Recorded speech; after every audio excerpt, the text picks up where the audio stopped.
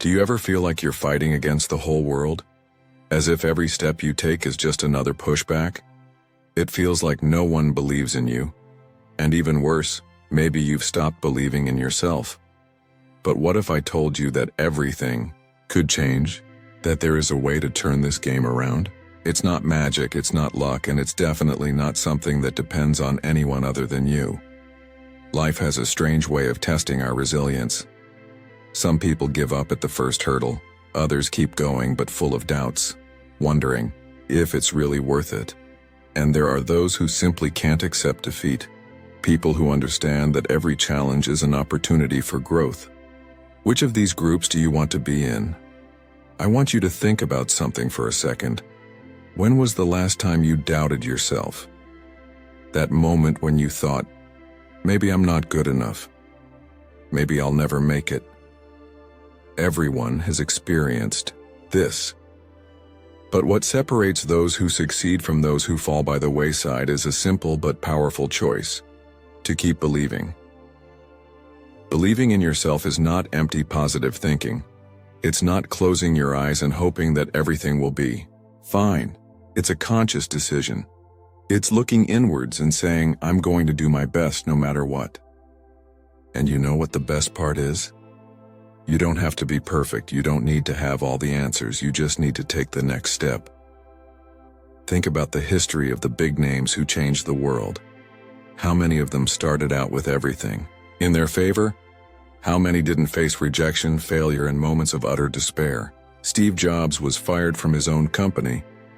Oprah Winfrey was fired from a TV channel because they said she didn't have the talent to appear in front of the cameras. Michael Jordan was cut from his school team.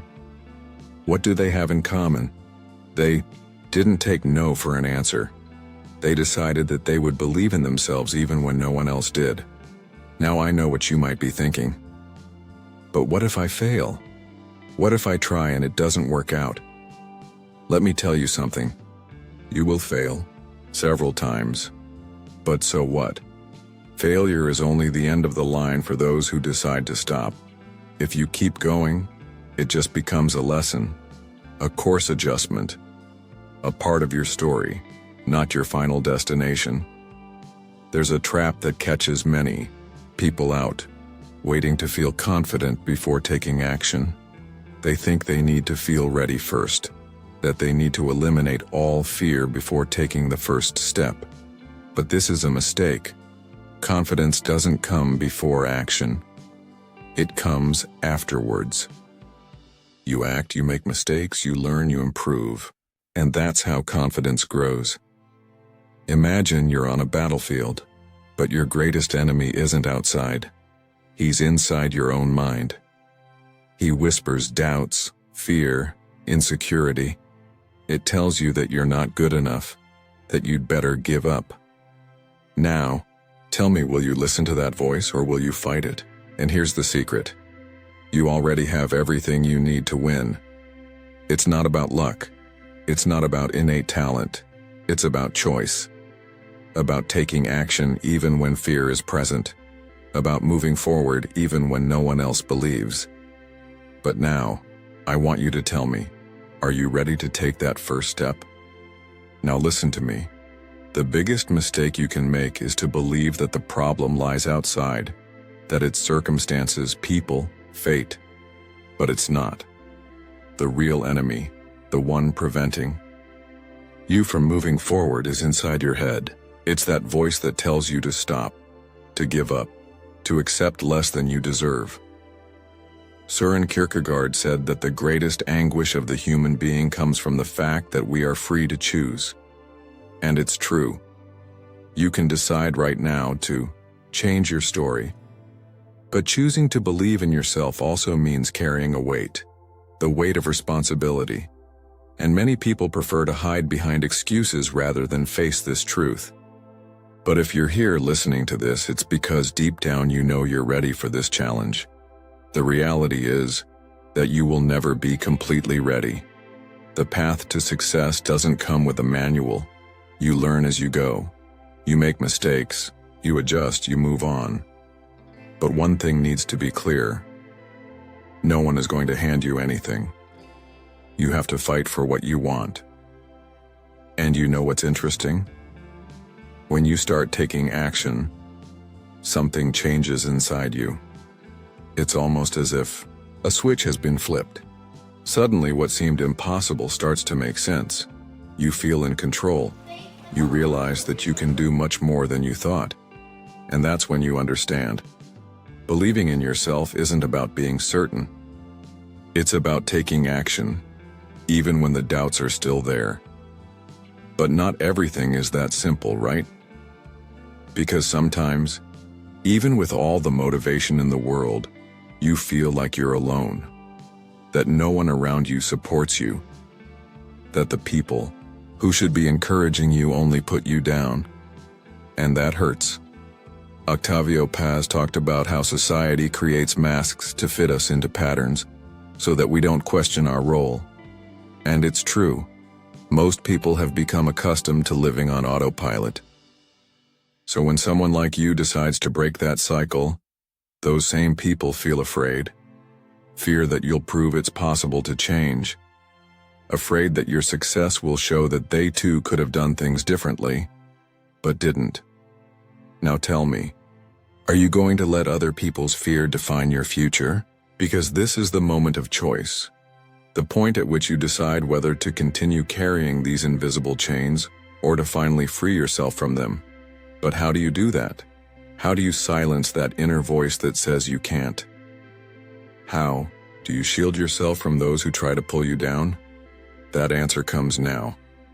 Now that we've come this far, you understand that believing in yourself is a choice.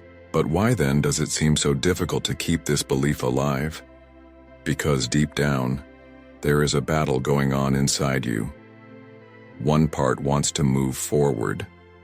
Another tries to hold you back to what is safe, to what is familiar. This is because your mind has been trained to avoid risks. The human brain doesn't like the unknown. It prefers to repeat patterns, even if those patterns are sabotaging you. Jose Ortega y Gasset used to say that man is himself and his circumstances. But what did he mean by that? That yes, the environment around you influences who you are, but it's up to you to decide whether you will be the victim or the protagonist of this story. If you surround yourself with people who only complain about life, who live in automatic mode, who give up at the first obstacle, that's what you'll absorb. But if you decide that your energy needs to be preserved, that you're no longer going to spend time on empty chatter and negativity, then something changes. You start to create your own reality. And the first real change comes when you understand that your emotions can't control you. Because let's be honest, you're not always going to wake up motivated. You won't always feel like fighting. And that's where discipline comes in. Because the difference between those who win and those who fail is not in the intensity of the desire. It's in the constancy of the actions. And look, there's no point in waiting for the perfect moment to start. That's an illusion.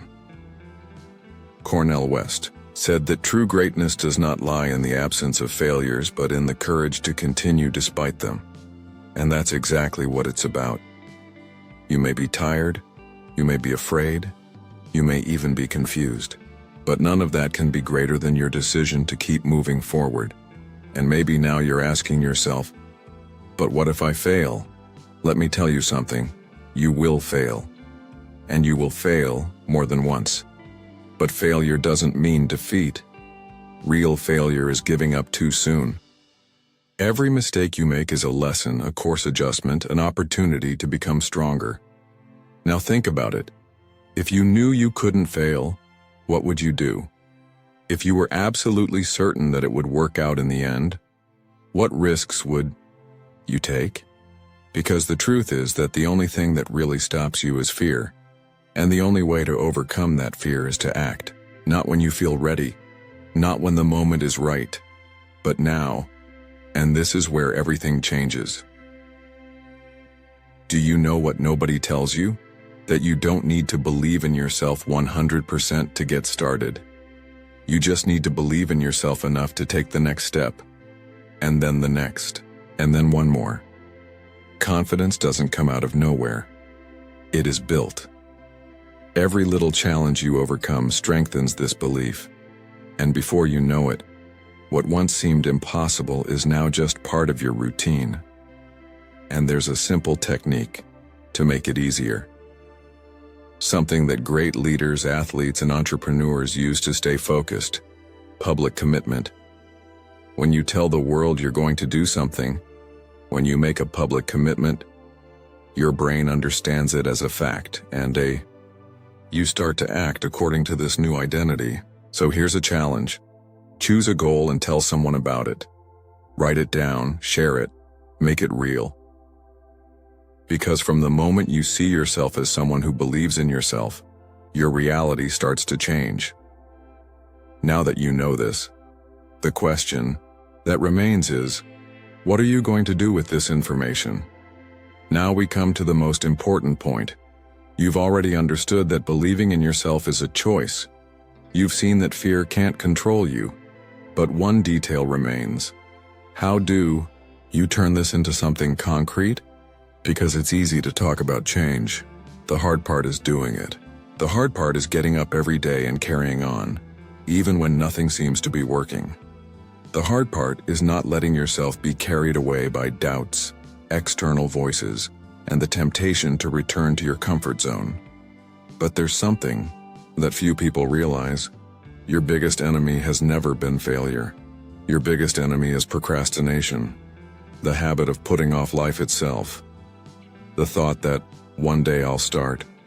Because every day that goes by is a day that you don't live up to your full potential. And the solution to this is simple, but not easy. Immediate action. Marcus Aurelius, the great Stoic emperor, said that the happiness of your life depends on the quality of your thoughts, and I would add, the quality of your thoughts depends on your actions. When you act, you change your perception of yourself. You stop being someone who thinks about changing and become someone who changes. And I'm going to show you how to do this in a practical way. First, stop expecting motivation. Motivation is like the wind. It comes and goes. If you depend on it for action, you'll never be consistent. Instead, create a system.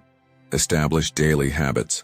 Small actions that, when added together, create a powerful effect. Secondly, get clear. What exactly do you want to change?